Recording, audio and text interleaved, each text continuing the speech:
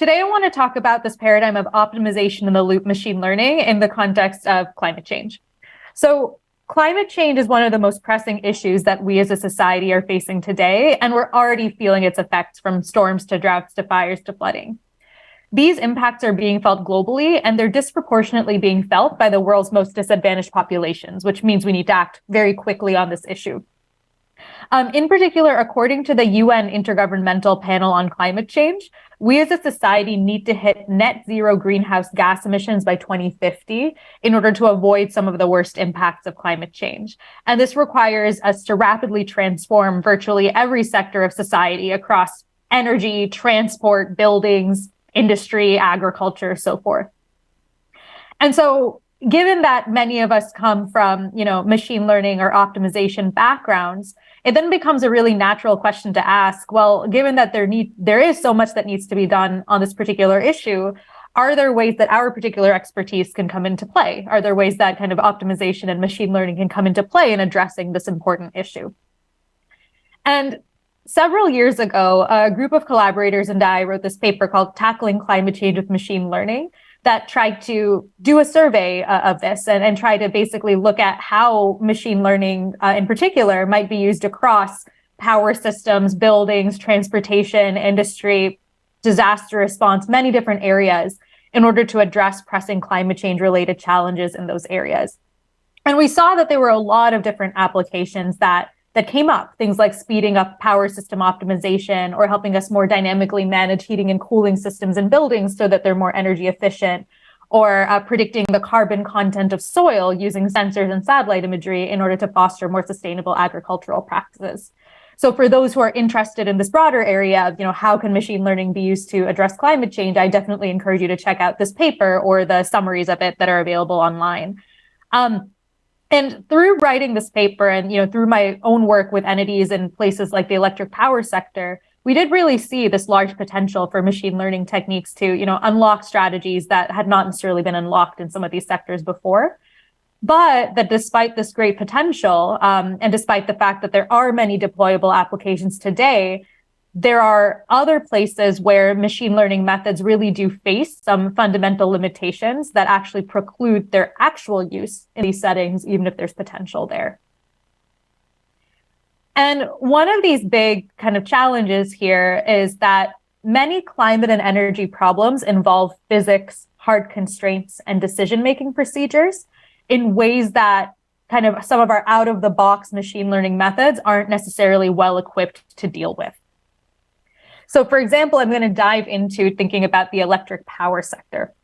So when I talk about electric power systems, I'm talking about the systems through which our electricity is produced, then is transmitted along lines and electrical equipment, and then is eventually consumed by end-use consumers like us. For context, these systems make up about a quarter of global greenhouse gas emissions, and reducing these emissions requires, integrating low carbon energy like solar, wind, and nuclear into the system. And this means fundamentally that we're adding more devices to the system. These devices have, a lot of variability. And as a result, we need to change the way in which we operate the system. And this can be challenging. Power grids are fundamentally, physics and engineering based systems. So the systems are governed by various physical equations. Things like when I put power into the power grid, it flows along the lines and electrical equipment according to the physics of the grid. There are also various, hard constraints. So things like stability constraints, the power grid needs to stay near some electrical equilibrium, or equipment constraints. If a particular power generator is producing some amount of power right now, it can only change how much power it's producing by so much from one moment to the next. Failing to satisfy these kinds of constraints has huge implications. It can lead to blackouts of the power grid, loss of lives, things you really don't want to happen. And so satisfying these physics and hard constraints is really very important when operating these systems.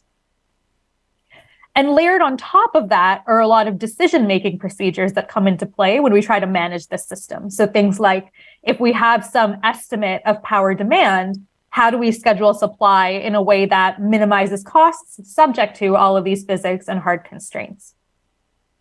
So when I put it that way, right, that sounds a lot like an optimization problem. And indeed, kind of traditionally, a power grid is managed through a kind of canonical, traditional optimization and control methods. But what's starting to happen is that as we start to integrate more devices into the power grid, we're starting to basically need to solve a larger scale problem.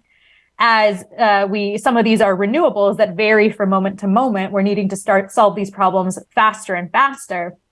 And due to some physical attributes that differ between solar panels and traditional fossil fuel generators, we also actually have to manage the grid more precisely with respect to its physics, because we're starting to lose some quote unquote inertial buffer on the power grid that before was forgiving some mistakes we were making in actually managing the grid. And so our existing methods are really struggling to deal with this sort of speed, scale, and precision that's needed. And this has led to a call for new methods from places like machine learning to potentially provide the kind of dynamic, scalable kinds of things we need in order to manage the grid. But I mean, as I kind of motivated earlier, the challenge is, sure, machine learning methods can be more scalable, more dynamic. They can give us a lot of these attributes that existing optimization and control methods are struggling with. But unlike existing optimization and control methods, they really do struggle to satisfy physics, hard constraints, and decision-making procedures. So, for example, on the power grid, we need various kinds of adaptive control mechanisms to manage power generators, inverters, and batteries on the power grid. And machine learning has been proposed as a way to provide dynamic and data-driven control in a way that scales well here. But the challenge is that when you provide these kinds of controllers, they need to respect the physics of the grid or the constraints of the equipment they're controlling, or the kind of make sure that the grid stays near some kind of electrical equilibrium. So how do you do that with a machine learning method is one question that a lot of people are starting to ask. Another place machine learning has been proposed is for electricity demand prediction. And this is maybe a very obvious application of machine learning given its strengths in time series forecasting. And the kind of ability to combine heterogeneous sources of data, historical data, video feeds of clouds, various things like that, in providing forecasts of quantities that we need.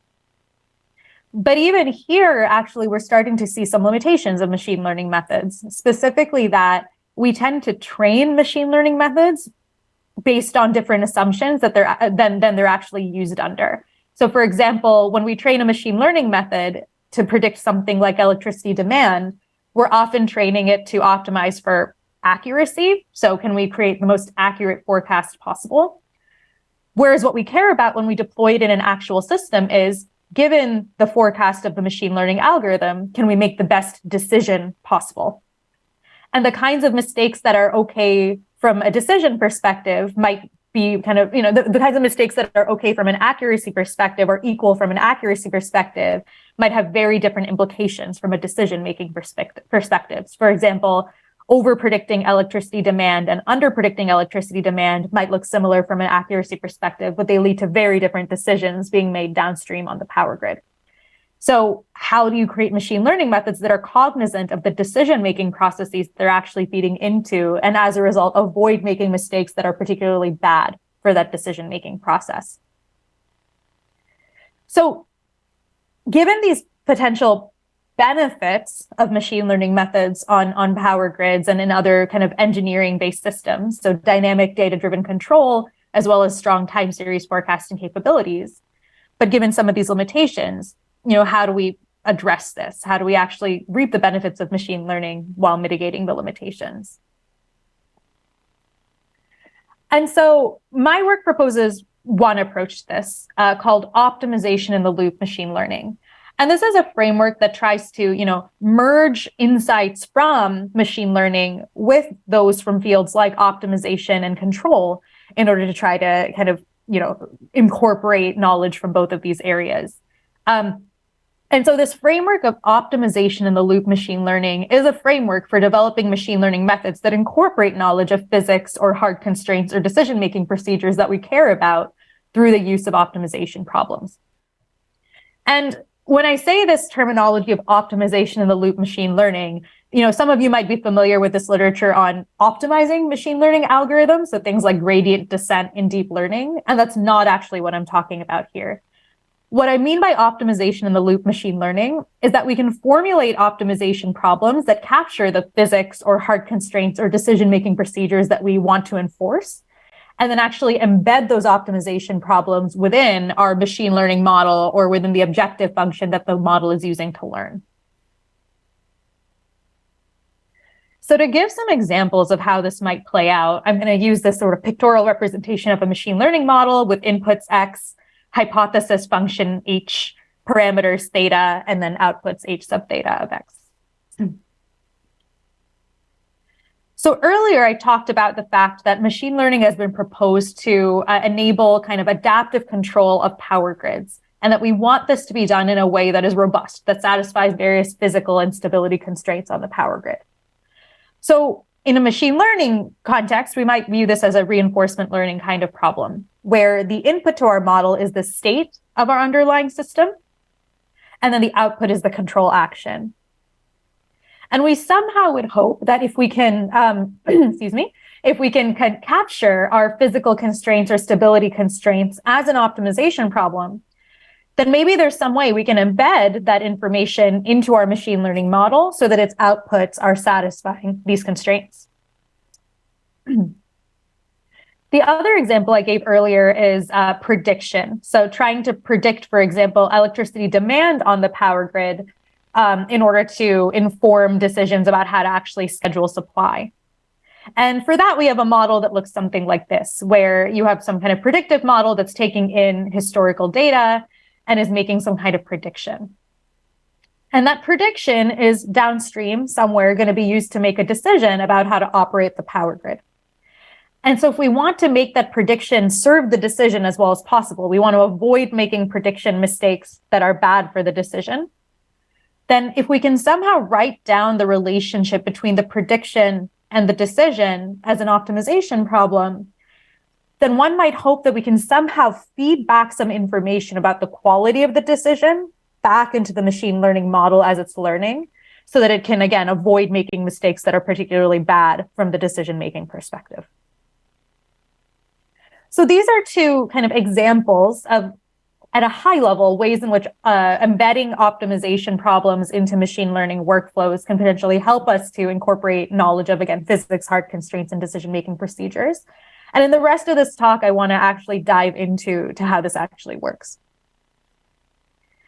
So yeah, having motivated this framework of optimization in the loop machine learning, I first want to talk about, from a technical perspective, what it actually means to embed optimization problems into machine learning frameworks. And then I want to dive into details of these two settings I talked about just now, control or reinforcement learning with hard control constraints, as well as learning predictive models that are cognizant of the downstream implications of their predictions.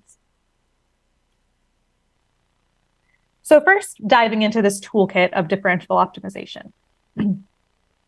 So the motivation here is I've hopefully motivated to you why why embedding optimization within machine learning workflows can potentially provide benefits in terms of encoding things from our domains of interest that we would like to encode.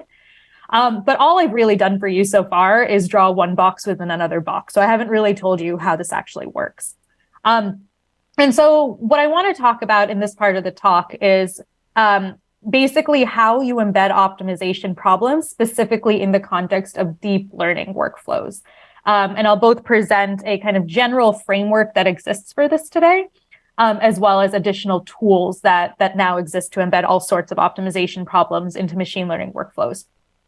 And a bit of a note and a caveat in this setting. So in this talk and in this particular section of the talk, I'm going to focus in on continuous optimization and how this works in the context of embedding continuous optimization problems in deep learning workflows. But there are several differentiable discrete optimization approaches that exist today, some of them pioneered by some of the organizers of this conference. And so I'll also kind of touch upon those a little bit later. So to give a bit of background here, this audience is presumably familiar with deep learning, but I want to give my perspective on how I think about defining deep learning, because I think it provides some context on what it then means to embed an optimization problem into a deep learning workflow. So when we think about deep learning, we're basically saying that we have a machine learning model where our hypothesis class, or the class of functions that we're allowing our model to learn, is characterized by a neural network. And this is basically a bunch of functions that are composed together. These functions are generally nonlinear, and they have parameters that we need to update. So each of these functions we would tend to call a layer. And we, of course, update these parameters using the procedure of backpropagation and gradient descent. So basically, given given our loss function, or given some evaluation of our loss function for a particular instantiation of parameters, and given some input data, we basically compute the gradient of our loss function with respect to every parameter in our neural network and use that information to actually update the parameters. And the upshot of this is that every single component in our neural network workflow, right, every single layer, our loss function, needs to be differentiable. And so if I'm telling you that I'm going to embed an optimization problem within this neural network workflow, then I have to be able to tell you how to differentiate through it. And so there's been a lot of work looking into how to differentiate through different classes of optimization problems in order to enable them to be embedded into neural network workflows. And again, I'm going to talk about this in the context of continuous optimization at the moment, but there has been other work that's looked at how to do this in a discrete optimization context for a limited set of problems as well.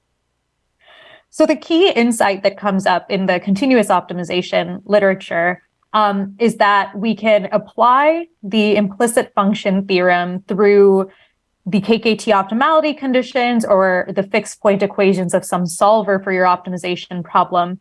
And that this basically enables us to solve for the gradients that we need in order to embed the relevant optimization problem into our deep learning workflow. So for example, we might have an optimization problem that looks something like this. So this is a convex quadratic optimization problem where you can view Z as the outputs of the optimization problem. So you would think about this, if this is an optimization layer in a neural network, Z is the outputs of your neural network layer. And where everything else in the problem, so the kind of two Qs in the objective, A, B, G, H, they can all be viewed as either inputs to your layer or parameters of your layer with respect to which you need to get derivatives. For this particular problem, because it's a convex quadratic problem, we can easily write down the KKT optimality conditions of this problem, which end up being necessary and sufficient to describe the optimal solutions of the problem. Whereas while in this case, we're using KKT optimality conditions, a lot of the literature looking at different optimization problems tries to, play various tricks to figure out, is there another set of equations we can write down that are somehow satisfied at a solution of our optimization problem? But in this case, because it's convex quadratic, easy, we can just use the KKT optimality conditions. And so at the KKT optimality conditions, if we have a solution to our optimization problem, then the KKT optimality conditions are satisfied.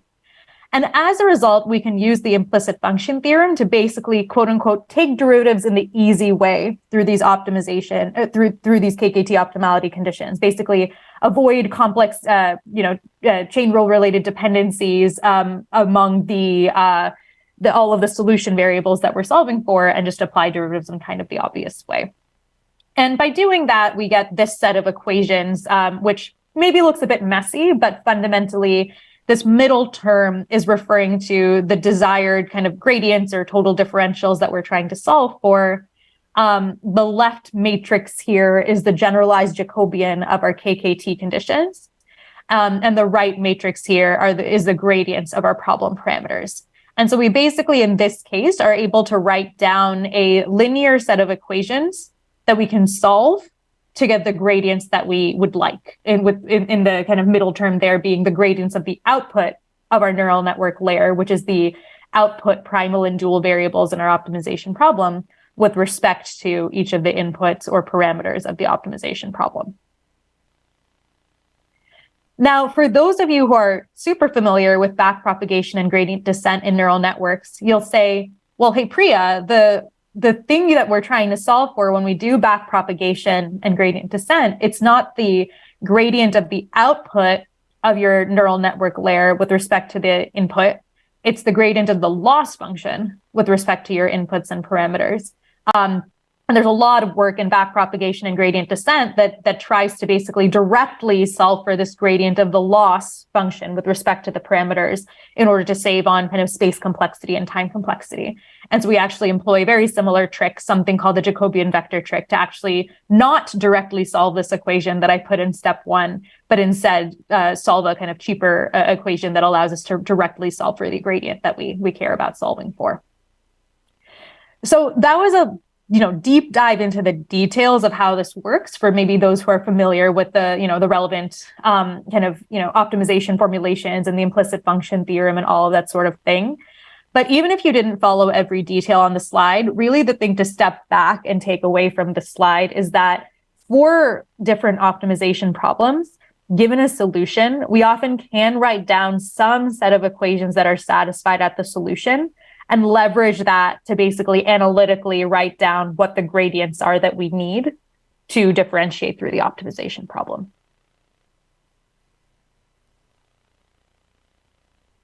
And, this work started in the context of, convex optimization and how do we embed convex optimization problems of specific sorts into deep learning workflows.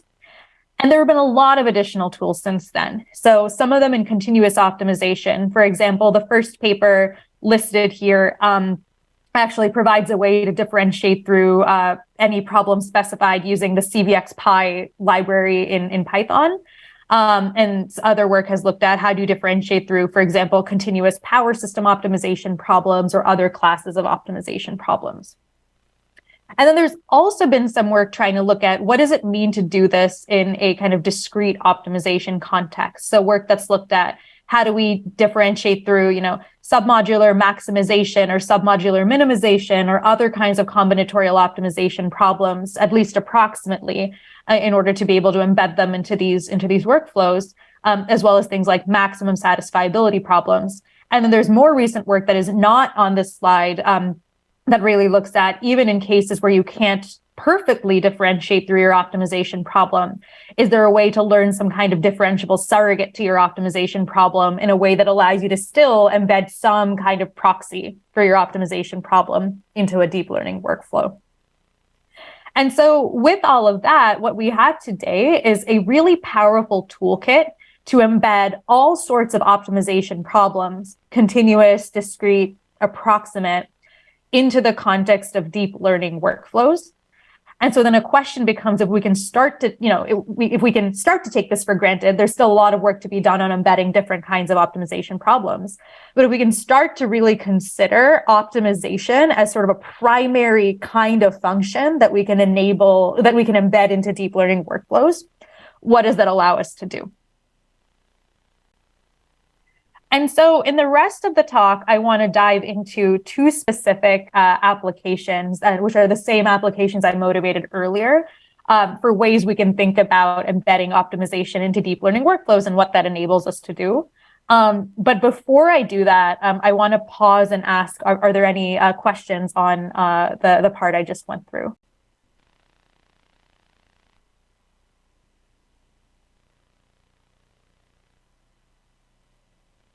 Okay, onwards in that case. So the first kind of, at the beginning, I motivated maybe two different kinds of power system applications where embedding optimization might be a fruitful thing to do.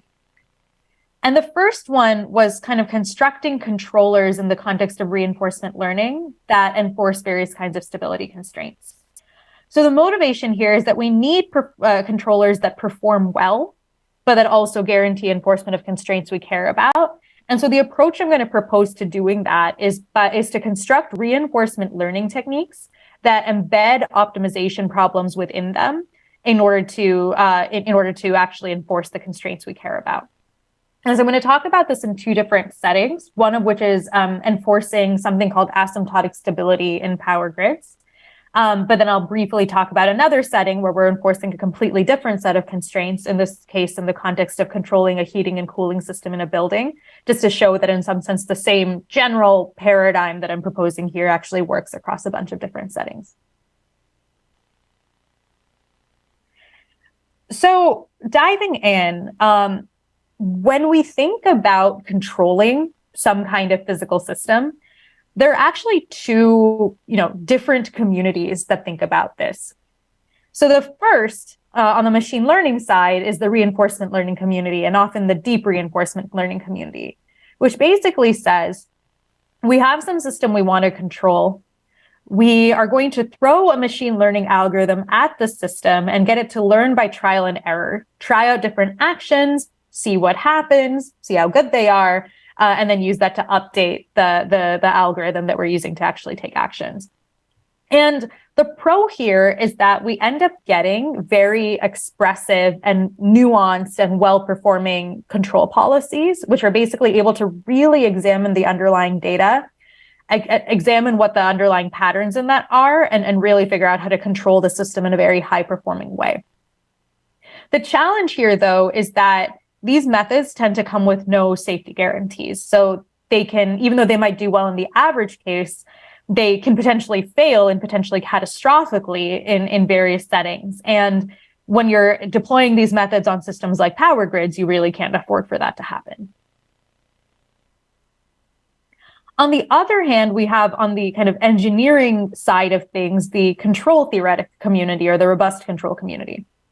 And what this community says is we're fundamentally needing to design methods that have provable guarantees on how they're going to interact with the system. So, for example, provable stability guarantees that demonstrate that my controller is going to stabilize my underlying system.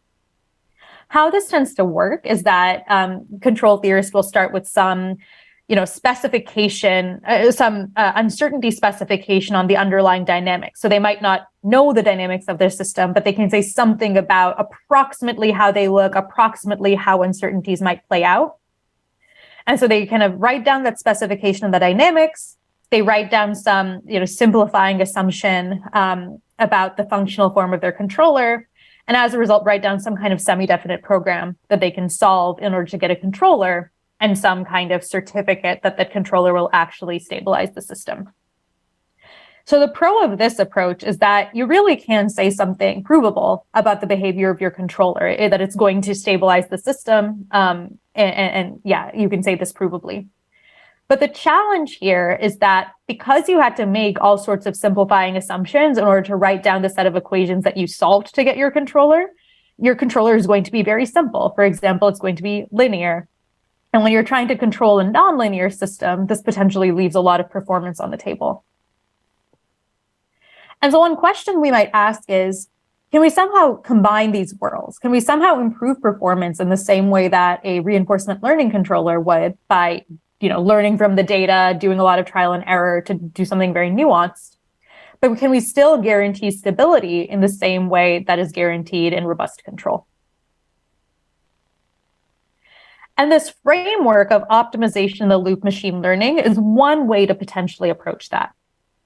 So for example, what we do, or our approach to this is to say, let's start with a neural network. And this neural network is going to take in some information about our system's state and is going to propose some action that could be taken on the system, some kind of nominal action. This isn't the action we end up taking, though. What we end up doing is taking that nominal action and then projecting it onto some set of actions that we've derived as being safe for the system, that we've derived will help us to stabilize the system. And this is actually now our model. It is a kind of, couple of canonical neural network components combined with a projection onto a set of safe actions. And since this projection is just a continuous optimization problem, and I've told you that we can differentiate through these kinds of problems, this overall model is actually differentiable. And as a result, we can treat this model as we would kind of any deep reinforcement learning model. We understand the quality of the action that's proposed. We use some gradient-based information to update the parameters of our model. And as a result, we end up actually getting a deep learning-based policy that's able to, learn from data, that's trainable using standard reinforcement learning approaches, but that still has provable robustness guarantees because of the way in which we've constrained the underlying policy.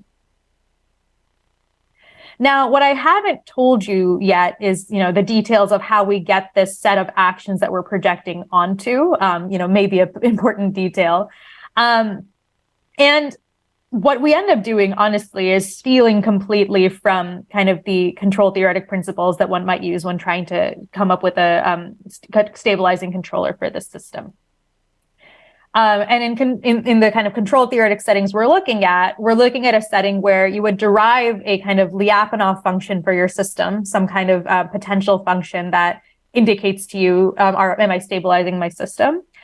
You would have some condition you're supposed to satisfy on that Lyapunov function. And so what we do is just say, let's take a Lyapunov function, let's take the condition we have to satisfy on that Lyapunov function, and let's actually just algebraically derive a set of actions that's going to satisfy that condition, even under worst case instantiations of the underlying dynamics. And so basically from robust control, we take some kind of model of the uncertainty of the underlying dynamics. And I have a kind of sample model here where you basically have some, your state X is evolving over time as some linear function of your state, your action U, and some uncontrollable disturbance W, where W is something that you can't control, but and it can be arbitrarily complex and nonlinear and all of that, but where we have some specification of what the magnitude of that uncertainty is bounded by. We also have some Lyapunov function, again, a potential function for our system where high values of that function indicate that we're farther away from stabilizing the system, and values closer to 0 indicate that we're closer to stabilizing the system.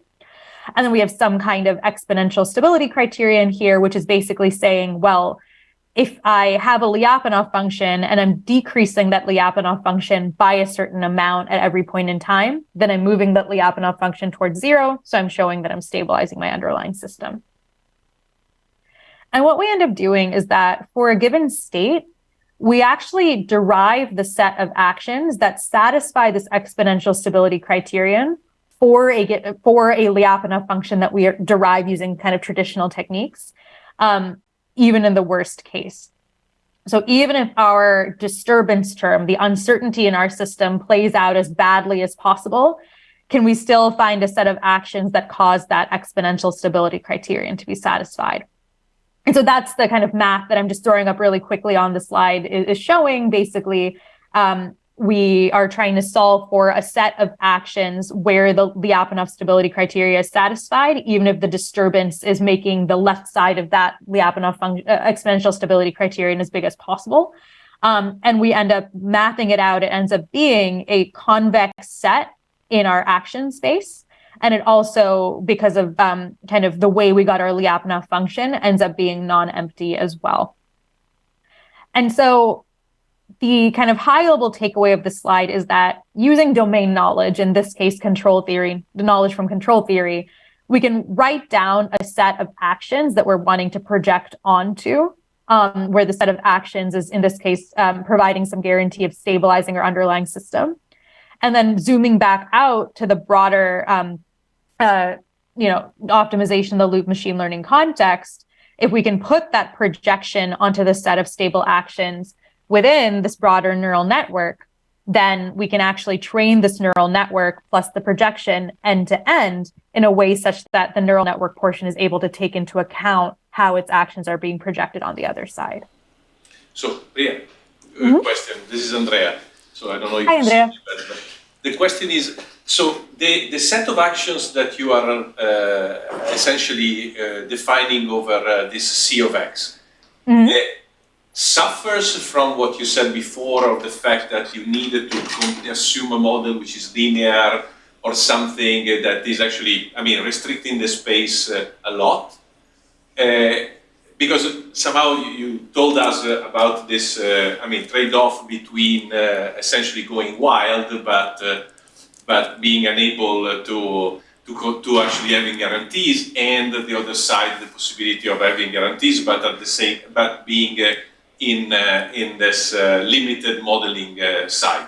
So then the question becomes, in a certain sense, yes, with the neural network that you have in the picture here at the beginning, you can go wild, but the projection itself is actually suffering from the limitation of the model, or not too much at that Yeah, it's a great question. So let me actually go through the next slide with the results, and then I'll come back to your question because I think it'll be like informative for answering that question. Sure.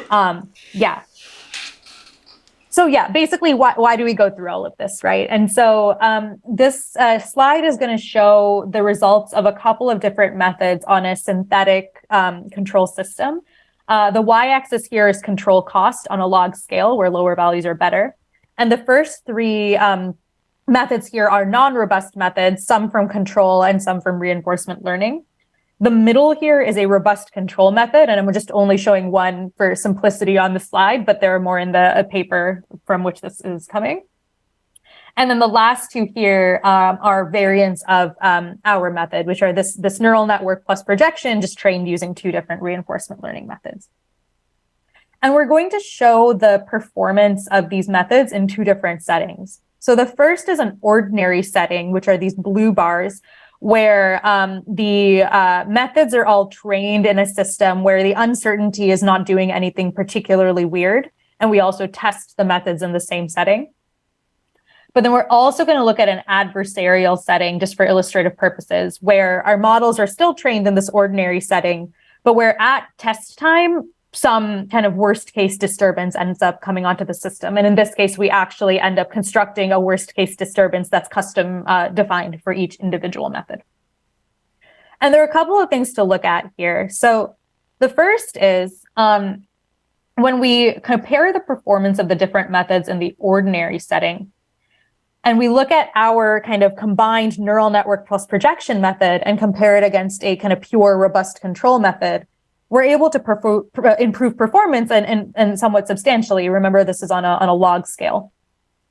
Now, some of the reinforcement learning methods, the pure ones that aren't constrained in any way, they end up exhibiting much better performance in some cases. But what ends up happening is that in the adversarial case, when they're subjected to uncertainties they didn't see but are kind of well within what can physically happen, all of the non-robust methods go unstable. Whereas all of the robust methods, both the traditional ones and our kind of combined one, stay stable. And this is the real kind of trade-off. So Andrea, to get back to your question, what's really happening here is that the reinforcement learning methods, when they don't have this kind of constrained limiting set that they're projecting onto, the pure ones are really able to learn to do something much more nuanced in the ordinary setting than our constrained one can, because they're not limited in some sense in the same way in terms of what they can learn. But then, of course, what you're trading off is the fact that they can go unstable in these other settings. Whereas combining the reinforcement learning plus the projection, you are retaining your stability guarantees, but you're not so constrained that you're not able to improve upon the performance of your kind of traditional robust control method that's using the same assumptions. And the reason is, in some sense, the traditional robust control method is weighting all parts of the underlying space similarly. So any particular kind of instantiation of states and states that could happen, the robust control method is not leveraging that data to understand, well, which states are actually more likely to come up and which ones are less likely to come up. And so as a result, for the actual draw of states that you get, it's not necessarily going to perform as well. Whereas the combination of things allows the reinforcement learning method to really understand what patterns are cropping up in the data, what states are being visited more often, what kinds of attributes are actually happening in the underlying system, and really fit more so towards those. But even when doing that quote unquote overfitting, not sacrifice robustness with respect to all of the outcomes that could theoretically happen. I don't know if that answers your question or whether you have something. Makes a lot of sense, yes. Somehow what you're saying is that in the robust case, you cannot distinguish what is going on, all the states. Here, you are able to distinguish very well, but the projection step, in a certain sense, from a geometric perspective, push you in the feasible space in the area that you really want to consider, essentially. Exactly. Yep. Now, there is a trade-off. None of these things come for free, unfortunately. And at the moment, the trade-off is computational cost. So If you're running a pure reinforcement learning method, you're just running an easy kind of or pure deep reinforcement learning method. You're just running a very easy neural network throughout the entire process. If you're doing a canonical robust control method, you're often solving one or a few optimization problems up front. And our method really does involve solving an optimization problem every single time you're running the model. And there are other robust control methods that are even slower than ours. But in some sense, these kind of the LQR controller I'm showing on the slide is very simple to solve for, very fast, whereas our method is not. And so this is the current trade-off, and where I think there's a lot of room for improvement in terms of how do you actually make these methods more, computationally tractable and more scalable in various ways. So while I got into the weeds a little bit of, the specific setting of asymptotic stability and how do you solve for the specific set of actions and all of that, I want to just quickly give another example and zoom back out to show that this paradigm is actually quite general. You can do a lot with it. So for example, we looked at sorry. Could I please interrupt for a question on the previous please. Topic? Yep. When you have the nominal action for the projection, is this like the argmax of the original space, or is this some level of confidence in terms of what actions of the original space? This I really understand. Sorry, so are you saying what's the form of the nominal action, or are you saying what's the form of the projection? No, the nominal action. Like, do you just take like the best decision that's predicted in the original space and then project it, or is it kind of dependent on the values over all the space? Yeah, so in our setting, we're looking at kind of a continuous action space, and so the kind of form of the action is like some kind of vector where each thing is some continuous value denoting the action, and then we're just taking whatever the neural network spits out for granted, and then doing an L2 norm projection onto the set of stable actions and just spitting out what was closest in L2 norm to that, and then ultimately we back propagate through this entire thing. And so this nominal action, it's in some sense not the action that the neural network thinks is best if taken in isolation. It's the action that the neural network thinks is best after being projected. So the projection is in some sense in the neural network's kind of calculation here, because it's really getting this information about I'm outputting an action, that action is going to be projected, what was the outcome of that projection, and getting gradient information through there. So it's not in some sense the argmax over the actual set of actions, it's sort of the argmax over the it's sort of the looking at, for all the things I could output, which is the best once projected. I don't know if that makes sense. No, that does. Thank you. Yeah. Awesome. Cool. So again, this paradigm is more broadly applicable. So we look at this, for example, in the context of controlling the heating and cooling system in a building in order to try to minimize energy use, but in a way that respects the constraints of the underlying equipment, as well as maintaining thermal comfort for occupants, which is another thing we view as a constraint in this setting. And in this setting, again, the thing we do actually looks quite the same. We start with a neural network that's taking in information about the state of the system and outputting some nominal action. And then we're projecting that action onto a set of feasible actions, and we're making that projection differentiable. And the only thing that really differs is how you get the set of feasible actions, right? Because in this case, we're trying to satisfy a state space constraint, state space constraint, which is something about the temperature of our building, as well as an action space constraint on kind of what can we allow our controller to actually propose to the underlying equipment. And so then how do you derive what set of actions is feasible under that context and actually, then project onto it. But this workflow is the same. Figure out a set of feasible actions, whatever that means for your domain. Figure out how to formulate a projection onto it in a way that's differentiable, and then you can kind of embed this into your neural network workflow in an end-to-end differentiable manner. And there are some results for this. In the context of this, it's not super important in the sense that by using this kind of combined neural network plus projection approach, we're able to improve the energy efficiency of this heating and cooling controller by something like 4 to 24%. 4% is against some well-tuned deep learning baselines, and 24% is against a very traditional key controller. But we're able to do this in a way that still maintains the constraint we need to satisfy, which is thermal comfort. And, depending on how you slice and dice it, residential and commercial buildings make up about 20% of global greenhouse gas emissions, of which heating and cooling is 50%. So doing this kind of, dynamic optimization where you're really respecting the constraints of your underlying system, but are, potentially getting very large performance improvements by leveraging knowledge of the underlying data in these settings where efficiency translates to reduced emissions can potentially be somewhat impactful. And so to summarize, in this part of the talk, I really wanted to highlight that in settings where we want kind of really nuanced, data-driven controllers that are learned using machine learning, but where we also want to enforce various kinds of hard constraints, one way to do this is by formulating a set of actions that are safe to take and a projection onto the set of actions as a differentiable optimization problem, and then embedding that differentiable optimization into our neural network in a way that allows us to leverage the underlying data, but also constrains the output of our neural network in a way that satisfies the underlying feasibility constraints we need to satisfy.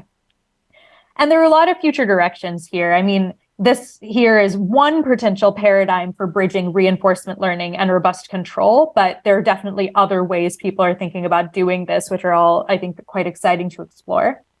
And then improving computational costs, given that, as I mentioned, right now, kind of embedding and solving and differentiating through an optimization problem at every iteration of our neural network workflow can start to get quite expensive. And again, others, for example, in this room have looked at how do you actually learn things like differentiable surrogates to allow kind of capturing more complex optimization problems, or to help us kind of speed up the solution of some optimization problems in the context of neural network workflows. I have a question. Yes. So the set of possible actions, this is a discrete set, or is it a continuous space as well? In this case, we were looking at a continuous space of action. So it ended up being a kind of convex set onto which we could project. There has been some interesting work looking at, what do you do in the case of a discrete set of actions, or what do you do in the case of if you have actions that are well described as the convex hull of a set of points, do you really need to project onto them, or can you just learn some weighting over the points that are characterizing the convex hull? So people do different things in those different settings, but here we were looking at just a continuous projection onto a set of a continuous convex action set. Okay, thanks. Yeah. I have another question, actually. Yes. So which kind of problems are you solving after? So in the projection step, is that a quadratic problem or something harder than that?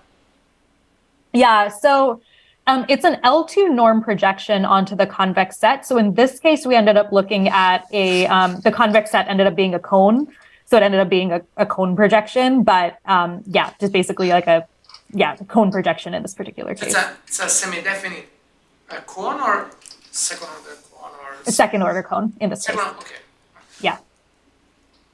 So, Thank you. CVX pi layers are some of these more general frameworks. They can handle kind of any problem that you can put into any problem that you can put into the DCP form that CVX pi requires, and so that includes semi-definite cone projections, I believe. But the challenge is when you use those kinds of generalized tools, they do tend to be slow because they're general. And so in this case, we'd ended up, for example, writing a specialized solver for the second order cone projection that was a bit faster. But in principle, you could also kind of deal with a semi-definite cone solver. It's just a question of can you kind of come up with a solver that's fast enough? Yeah, great questions. All right, so I'm really quickly going to switch gears to this last setting that I talked about, which is decision-cognizant prediction as a, sort of another use case for optimization in the loop machine learning. And so the motivation here is that when we make predictions, they do operate within some larger decision-making process, but they don't often take this into account, and this potentially leads to bad mistakes. So example, over-predicting electricity demand means we overschedule electricity supply, and that's less bad from some perspectives than under-predicting demand and then under-scheduling supply. But to a predictor that just cares about accuracy, an over-prediction and an under-prediction might look the same, even though to a decision maker, they really are not the same. And so the approach here is, can we somehow construct decision-cognizant models using this framework of optimization in the loop learning?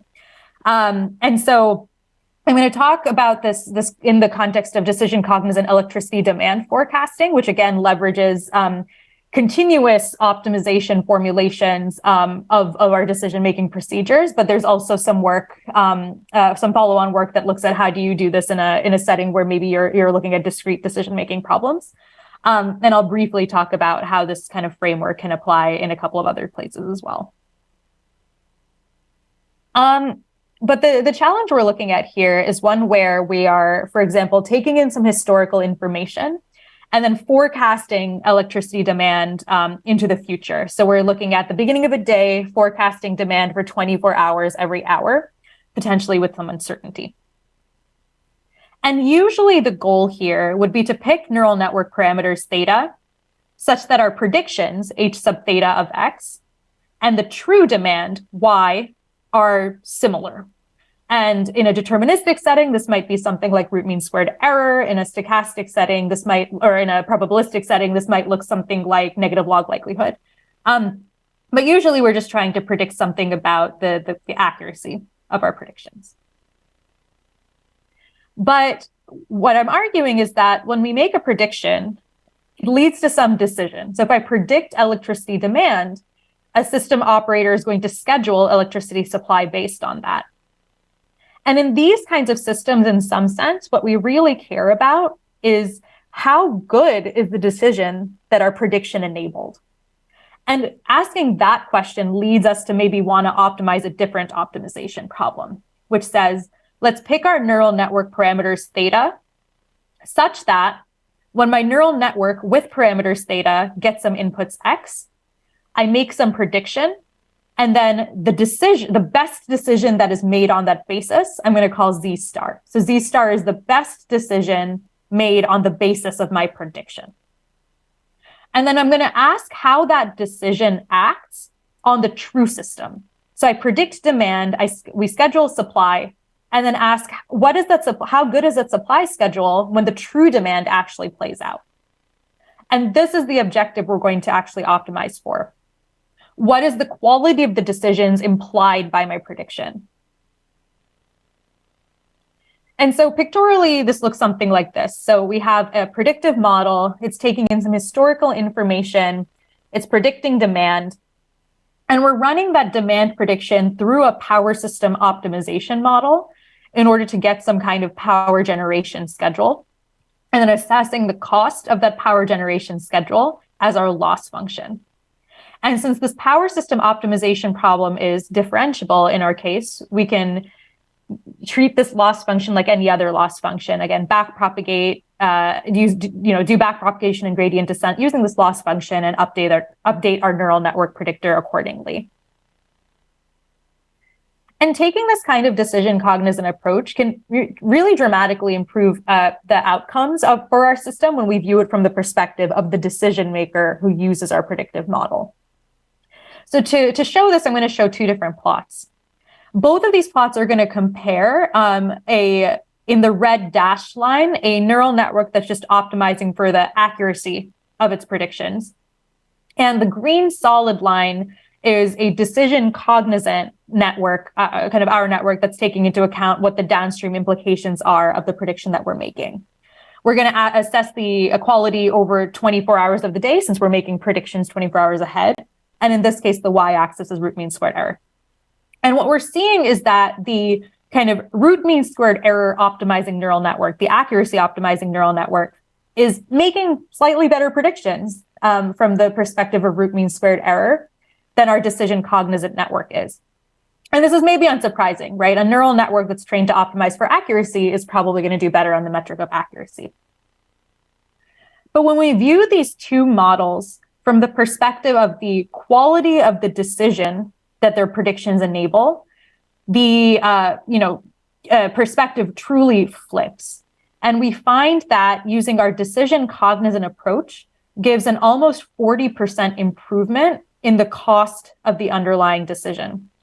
And this is because by putting in some information about the downstream decision-making process into our model, we're basically allowing our model to make predictions that, in quote unquote, objectively are a bit worse, but are, better from the perspective of the decision maker. Maybe you don't underpredict demand at a moment that would be critically bad. You overpredict demand by a lot at that moment, but for the decision maker, that was actually a better thing to do.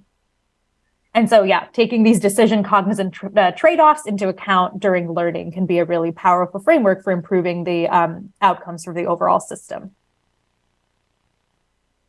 So in the interest of time, I'm going to speed through some of the last parts, but what I basically want to show is that this paradigm of kind of embedding knowledge about the downstream implications of your predictions into your model can really play out in a lot of different places.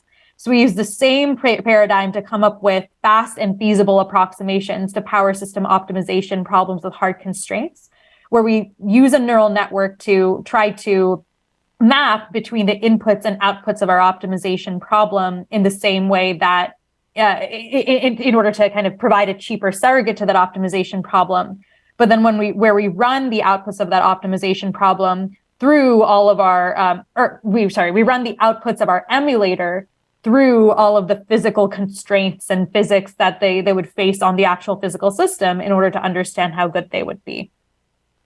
And we also actually use a similar technique to turn a discrete optimization problem that comes up in power grids called security constrained optimal power flow into a kind of continuously outer relaxed bi-level optimization problem that we optimize using approaches from adversarial robustness and deep learning. So in this n-k security constrained optimal power flow problem, we are trying to schedule the power grid to be robust to potentially k-simultaneous failures that are discrete.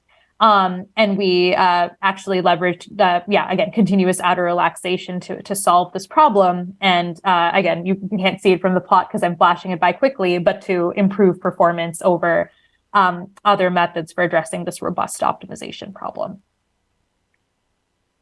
So to summarize this part of the talk, the key takeaway is that when we create some kind of predictive method that then interacts downstream with some decision-making process or some physical process or something else, we want to take this into account. We want to make sure that our predictive models are avoiding making mistakes that are particularly bad from the perspective of the downstream process.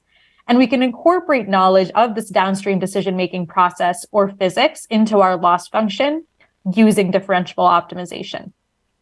And there are several future directions one could take here. So one is incorporating a wider range of decision-making paradigms. I've talked about some continuous ones here and some discrete ones here, but I think there's a broader set of decision-making paradigms that could be embedded. And then also, while I've made this pitch that we often want a decision-cognizant model, because we care about the outcomes on the system where it's being used, it is also the case that in practice, we're often training predictive models that might be multi-purpose, that might be used in multiple different settings. And so asking this question about what is the trade-off between decision-cognizant and decision-agnostic models, or kind of where does it make sense to reuse a model that was trained in a decision-cognizant way, I think a more formal characterization of that could be a really interesting direction for future work. So to briefly summarize, today we talked about, optimization in the loop machine learning, which is a framework for embedding optimization problems into deep learning workflows, and talked about two different examples of how that can play out. One of which is enforcing hard control constraints in reinforcement learning, and the other of which is embedding downstream decision-making considerations into predictive models. So thanks so much for all of the great questions so far, and I'm happy to take any additional questions. Thank you, Priya.